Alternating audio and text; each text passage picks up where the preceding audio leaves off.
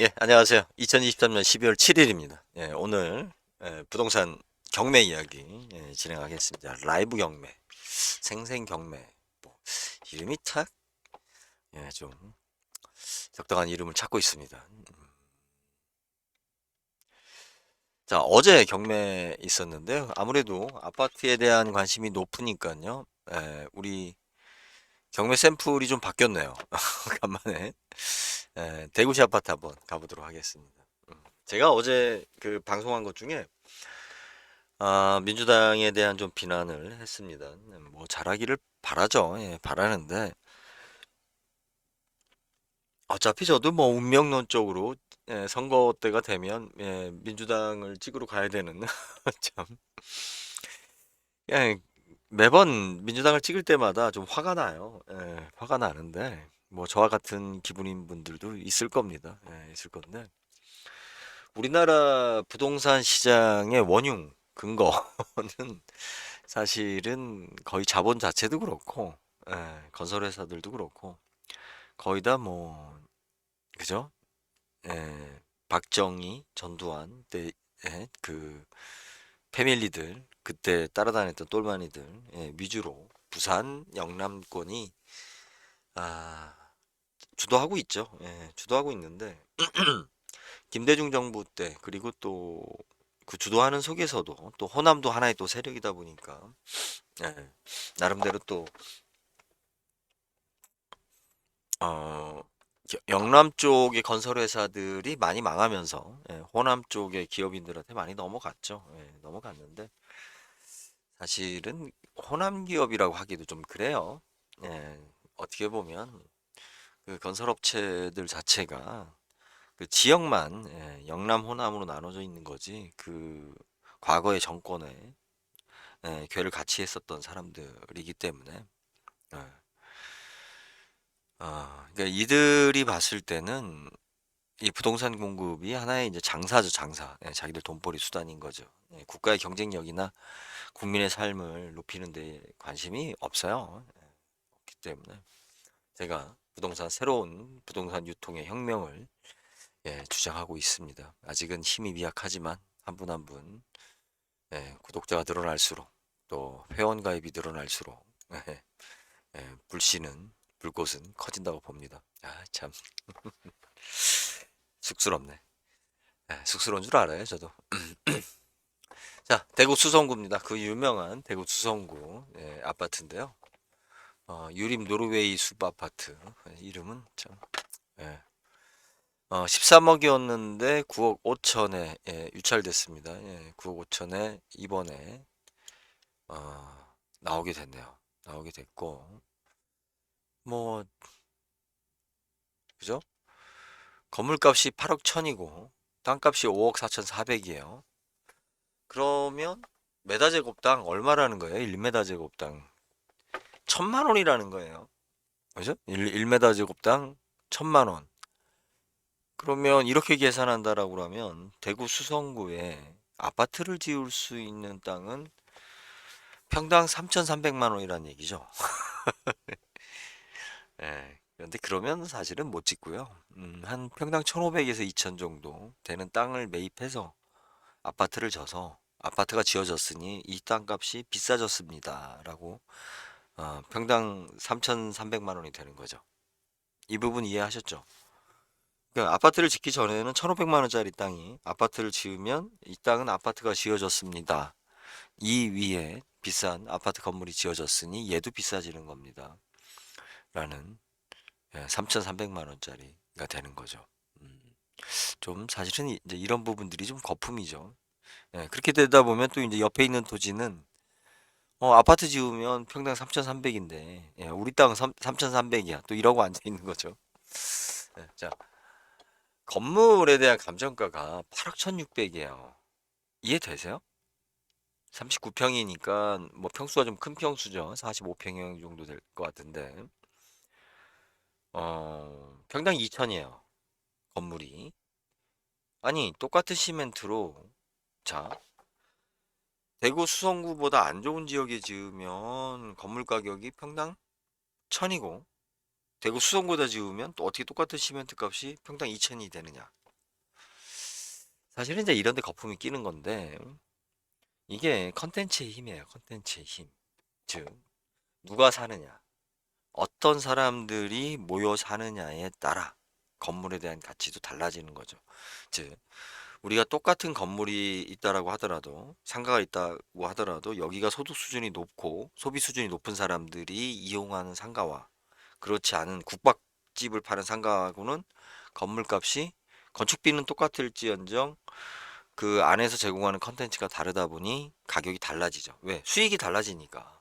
그러니까 재밌게도 뭐냐면 비싼 곳은 예, 소득이 높은 사람들이 살면 비싸져요. 우리가 재개발 같은 거나 어느 이제 도심에 재건축할 때 도심 공동화 지역에 이제 뭐 재건축한다 구도심지에 이렇게 했을 때 성공하기가 점점 어려워지는 이유가 뭐냐면 어, 우리가 재건축을 한다라고 했을 때 거기에 누가 들어와야 돼요? 기왕이면 좀 더 잘 사는 사람들이 들어와야 분양가 자체가 높아진다고요. 제가 어제 이제 잠실주공 이야기를 했는데 잠실주공이 똑같이 재건축을 하더라도 강남하고 다른 이유가 그거예요. 강남에 살던 사람이 잠실주공으로 가진 않아요. 잠실에 새 집이 지어졌다라고 해서. 아시겠어요? 인천에, 부천에 재건축이 된다. 그러면 강남에 있는 사람이 야, 여기 새 집이 지어졌대. 여기 재건축이 돼서 아파트가 좋대. 라고 할까요? 안 가죠. 예? 이들은 여기에서 하는 문화를 지금 형성을 하고 있어요. 이게 과거와 현재의 다른 점이고 미래에는 이게 더 심각하게 그 지역별인 예, 차이가 더 커질 게 분명해지는 거죠. 특히 외국인이 많은 외국 근로자가 많은 지역 같은 경우는 아무래도 소득 수준이 떨어지죠. 근로자들이 많다 보니까. 그러니까 어떻게 돼요? 거긴 재건축을 해도 비싸질 수가 없는 거예요. 예? 왜 압구정동 현대아파트 그러냐면 거기를 재건축한다라고 합시다. 그러면 기존에 있었던 5천 세대가 어디론가 갔다가 다시 들어온다고요, 그 사람들이. 돈이 많은 사람들이 5천 세대가 내가 분양 모집을 하지 않아도 다시 입주를 해요. 지금 재건축 비율이 그 100%가 넘는 경우가 없어요. 그러니까 일반 분양이 대개 보면 한 30%? 전체 1000세대를 분양하면 일반 분양은 한 300세대밖에 안 돼요. 그러면 기존의 700세대는 원래 있던 사람들이 들어오잖아요. 그죠? 그러면 이 사람들이 그 아파트 시장 가격에 대한 분위기를 주도하는 거죠. 더 비싼 사람들이 사는 동네는 똑같은 걸 해도 더 비싸요. 우리가 커피 한 잔을 마셔도 어 물론 뭐 커피가 더 얼마나 맛있는지는 모르겠지만 예. 심지어는 고등학교 때 생각나네. 고등학교 때 예. 좋아하는 여학생한테 예. 차 한잔 하자고. 차 한잔 하자고. 참. 주스 한 잔. 아이 참 애들이었죠, 애들. 지금 생각하면 흑역사인데. 그 오렌지 주스. 그 오렌지 주스 그냥 깡통에 있는 거 따가지고 따라주는 거였는데 오렌지 주스가 비쌌어요. 그 뭐 애들이 뭐 그런 데 가서 뭐 시켜 먹을 게 있나. 근데 하여튼 예. 지금 편의점 주스보다 못한 거. 그런데 거기 자리값이 비싸잖아요. 그 자체가. 그 똑같은 걸 갖다 호텔 가서 먹으면 더 비싸죠. 그냥 예, 시설이 더 좋은 것도 있지만 그렇죠. 이걸 어떻게 설명해야 돼? 음. 대구 수성구가 뭐 학군 얘기하고 뭐하고 하는데 자, 그 학군 자체는 뭐예요? 우리 감정가로 봤을 때. 그래요. 땅값이에요, 땅값. 위치적인 땅값. 그런데 왜 건물값도 같이 올라가느냐 이거죠. 그죠? 감정가를 볼 때. 예? 이게 컨텐츠예요, 이게. 이 부분에 대해서 여러분들이 좀 이해를 하셔야 됩니다. 그래서 어, 그리고 이제 그런 것도 있어요. 이 감정가를 그 여러분들이 경매에 입찰할 때, 야, 이런 이야기도 이제 저한테밖에 못 듣는 이야기인데, 음, 나중에는 이제 다들 하겠죠. 감정가를 가만히 보면 의도가 보여요.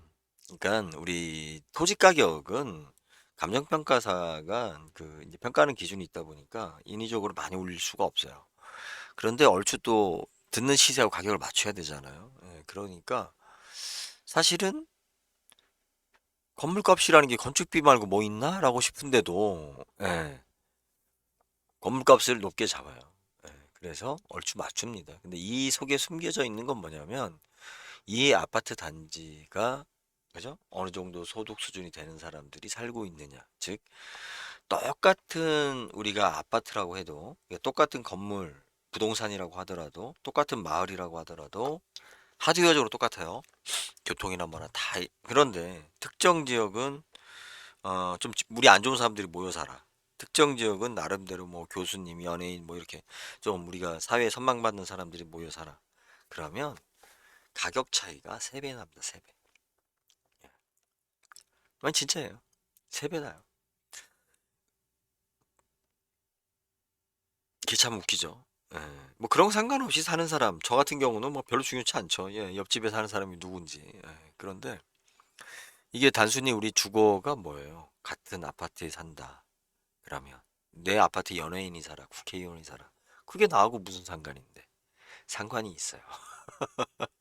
어떻게 됐든 우리가 그 친밀성이라든지 사업을 하든 뭐 특히 아이들 같은 경우도 그렇고 물론 뭐 상관이 없을 수도 있지만 보이지 않는 서로의 그 시너지 효과가 있어서 이 주거에 있어서 그 인적 요소, 사람이 갖는 요소가 제일 중요하게 작용을 합니다.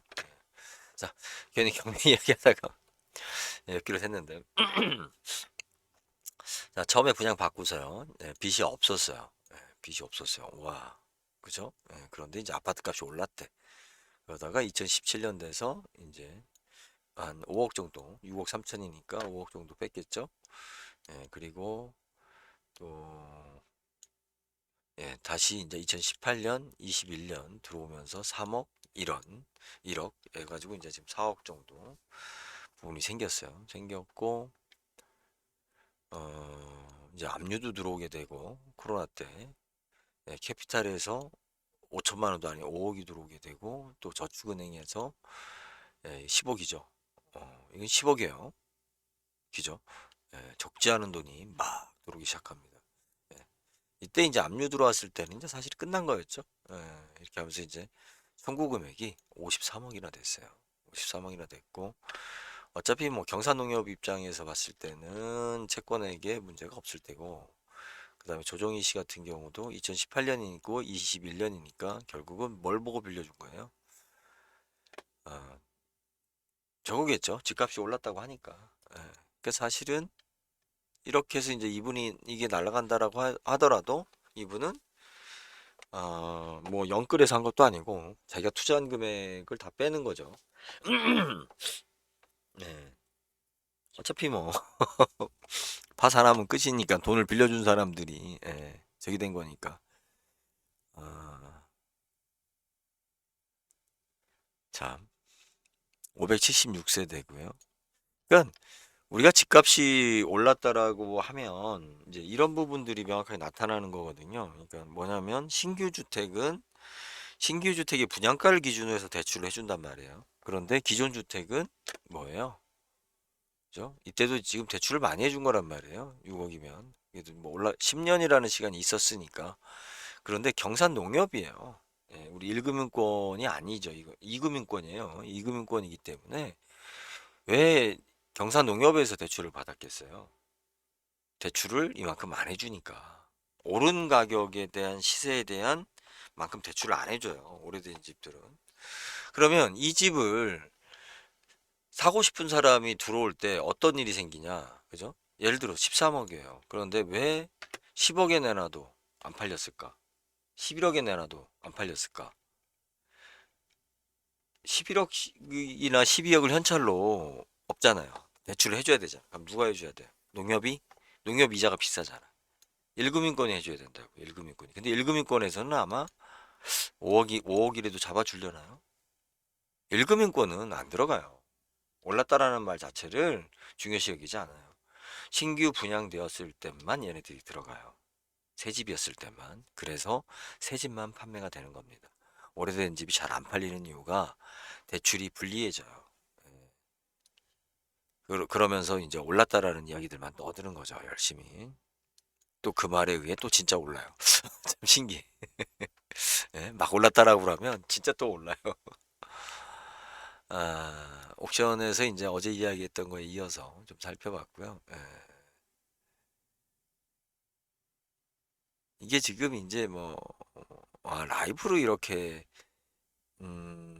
알려주는 건가 보네요. 한 건 한 건씩. 시간 지나면 다 알 건데 뭐. 창원시 아파트. 예. 예, 2억 8천까지 예, 갔다가 지금 1억 8천 100까지 떨어졌습니다. 예. 어, 기죠?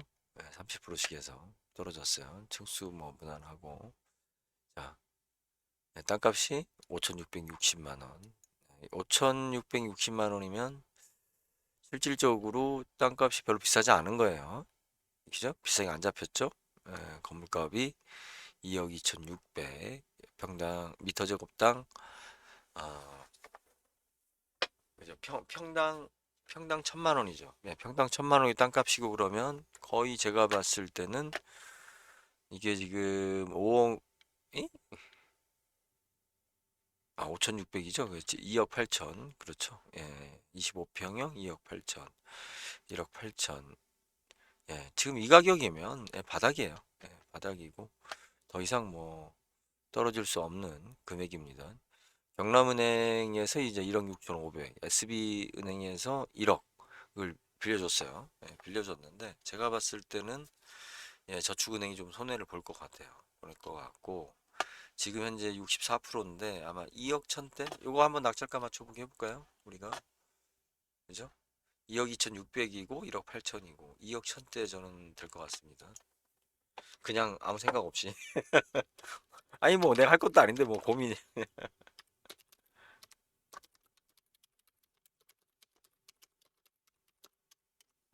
예, 여러분도 한번 해보세요. 예, 지금 뭐 별로 예, 재미가 없을 것 같지만 제가 뭐 예, 축하해드릴게요. 맞췄다고.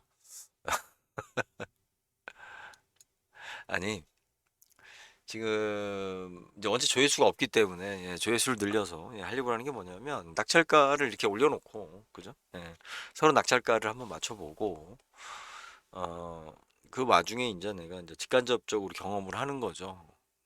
그리고 그, 그 컨텐츠가 이제 조회되는 수가 있을 거 아니에요. 예, 보통 우리 뭐 이제 조금 늘어서 조회 한 건당 한 2원에서 3원 정도 생기기 때문에 조회 건수가 한 3천 회 정도 되면 예, 아메리카노 한 잔 값은 될 것 같아요. 예, 조회수가 더 많아지면 뭐 더 커지겠죠. 예, 상품 비용이.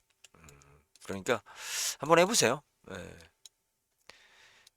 그 지금 벌써 제가 지금 일주일째 한번 해보세요라고 했는데 예, 아무도 안 하고 있어요.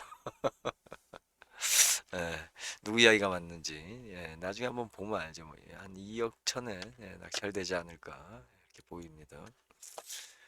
재밌지 않겠어요? 경매 이야기 했으니까 요거까지 한번 이야기하고 예, 마무리할게요. 아, 인천 지역이고요. 예, 지금 현재 보니까 뭐 아파트나 뭐 이런 걸 짓다가 예, 부도가 난 것 같아요. 부도가 난 것 같고 뭐 컨테이너 이런 건 중요하지 않고 예. 땅값이 78억이에요. 78억이고 면적은 569평입니다. 그러면은 우리가 얼마예요? 평당 한 1200, 1500 정도. 예, 평당 1500이에요. 그럼 아까 대구 지역이나 다른 지역으로 봤을 때 이게 아파트를 지을 수 있는 부지라고 했을 때 그냥 무난하다. 예, 그냥 예, 뭐 싼 것도 아니고. 예. 근데 이제 이게 축구 운북동 예, 영종도예요. 영종도 공항이 있는 예, 섬이죠. 아무래도 이제 인천공항 쪽이다 보니까 좀 그렇겠는데 어, 장기적으로 본다라고 했을 때 그죠? 인천은 발전하기 힘들어요. 하지만 영종도는 예, 발전이 됩니다. 될 수밖에 없고요. 예, 이게 국제공항이 갖는 어떠한 그 힘이 있죠. 예, 힘이 있고 우리나라가 지금 세계화 교육도 많아지고 있고 예, 그렇기 때문에 실질적으로 이 지역은 그 커질 수밖에 없어요. 커질 수밖에 없는데 문제가 뭐냐면 지금 20년째 여기가 크게 안 올랐어요. 예, 분양들하고 뭐 계속 안 오르고 단기적으로 봤을 때 단기적으로 내가 투자를 해서 돈을 벌겠다라고 하면 사실은 아직은 뭐 기미도 안 보여요. 예, 그런데 이쪽 지역에 지금 공급되는 가격이 수도권에서는 거의 유일하게 원가에 근접하게 공급되는 지역입니다. 우리가 원가 이하로 사거나 원가에 얼마나 가깝게 사는 게 그 장기적인 투자로서는 굉장히 중요해요. 그래서 여러분들이 만약에 그 인천 영종도를 내가 거주하는 데 있어 거기가 기반이다. 내 삶에 있어 뭐 별반 크게 어 이게 무슨 얘기냐면 저더러 영종도 가서 살라고 그러면 예, 공짜로 사는 게 중요한 게 아니에요. 업무 자체를 거기서 볼 일이 없기 때문에 대부분 나와야 되니까 교통비만 해도 감당이 안 되죠. 예, 지금. 그러니까 특별하게 영종도 가서 살 수 있는 사람이 누가 있을까요? 해외에 자주 나가는 사람들? 인천하고도 그죠? 대교를 건너야 되기 때문에 그런 좀 어려움은 있어요. 하지만 노후에 만약에 거주한다. 예, 노후에 크게 뭐 내가 집에 있는 시간 많고 외부 사람들과 점점 만나는 시간이 좀 적은 편이고 뭐 해외여행 뭐 그걸 얼마나 자주 나갈 수 있지 모르겠지만 내가 노후에 산다 라고 한다라고 하면 그리고 내가 해외에 해외 체류 시간이 많다 뭐 이런 분들은 예, 영지용도를 사는 게 좋죠. 그냥 사면 돼요. 여기 안 비싸. 안 비싸요. 안 비싸고 예, 그냥 무난해요. 뭐 고민 크게 안 해도 돼요. 거의 다 원가라서 가격 자체가 인천보다는 훨씬 낫습니다. 장기적으로 봤을 때도 그렇고 어떻게 보면 또 구조 도시계획 자체가 슬럼화될 수 있는 좀 구조는 아니에요. 그래서 우리 이제 은퇴자들이 많아지면 영종도에 대한 가치가 많이 떨어질 거예요. 아니 많이 올라갈 거예요. 여러분들이 어, 강남 쪽이나 수원 쪽, 아니 성남 쪽, 뭐 이런 쪽이나 아니면 뭐 일산도 비슷하긴 한데 일산하고 또 여긴 또 다른 분위기니까 다른 쪽에 내가 경제적으로 뭐 크게 뭐 예, 거시기 하다라고 하면 예, 부담 없이 살고 부담 없이 살고자 한다라면 내 직업하고 큰 상관이 없다라고 하시는 분은 영종도를 추천드립니다. 땅값 자체도 그렇고요. 지금 현재 아마 제가 봤을 땐 채권 인수 형태가 아니었나 싶은데 그죠? 뭐 다른 건 뭐 23분 좋다. 네, 더 길게 하면 그렇겠죠? 자, 예,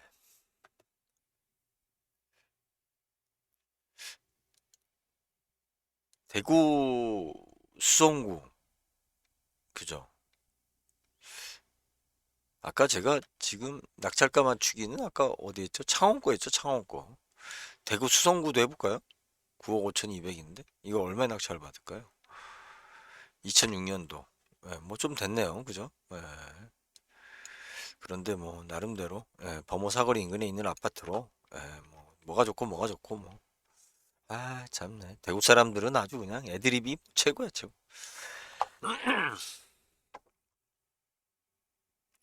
사례 분석 예상가로는 뭐 11억 5천, 12억, 13억 이렇게 잡히고 있습니다. 14건에서 84% 입찰 인원수 11억.